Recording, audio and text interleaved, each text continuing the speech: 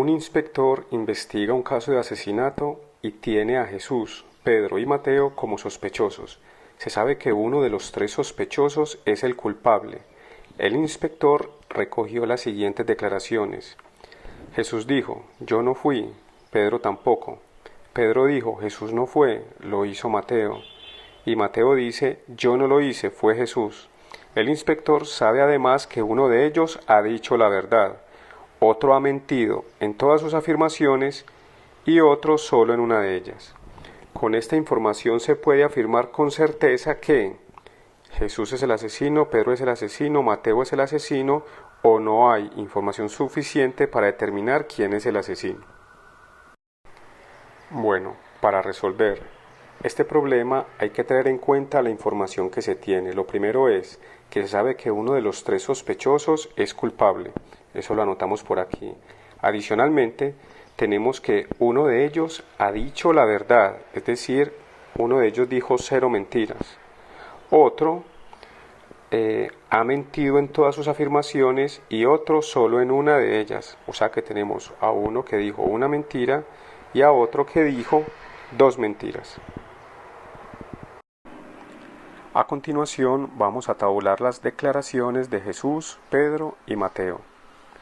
En principio Jesús dice, yo no fui, es decir, que él es inocente. Pedro tampoco, es decir, que Pedro es inocente. Pedro que dice, Jesús no fue, es decir, que Jesús es inocente.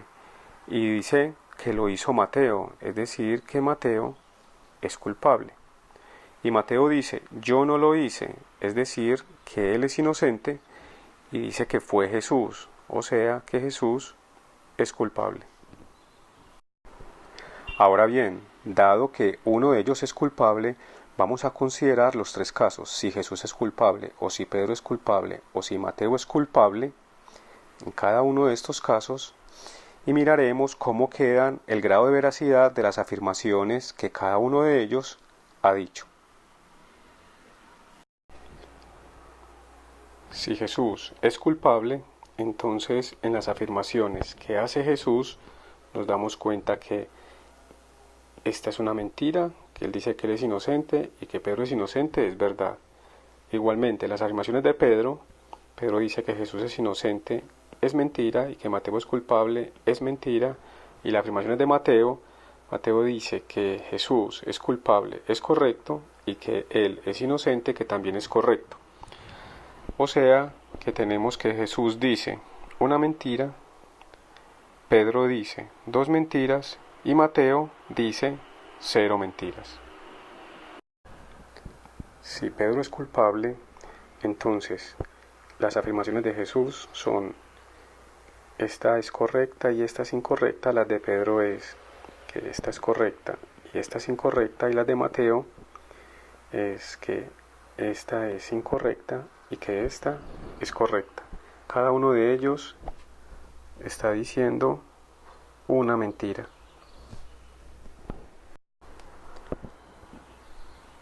Por otro lado, si Mateo es culpable, entonces la afirmación de Jesús que él es inocente y que Pedro es inocente son correctas.